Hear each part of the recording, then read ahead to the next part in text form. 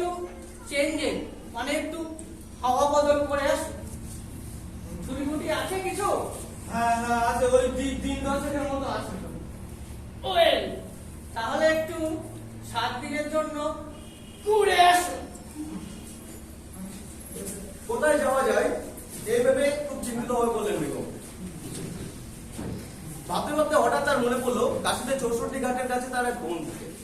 বহুবার সেখানে যেতে বলেছেন, কিন্তু অফিসে কাজের চাপে আর যাওয়া হয়ে ওঠেনি। কাশীতে পৌঁছলেন বেগম। চারিদিকে প্রচুর বাদল। এই বাদলের মাঝখানে এসে হঠাৎ তার মনে হতে শুরু করলো যে তার বন্ধুদের মাঝখানে এসে পড়েছে।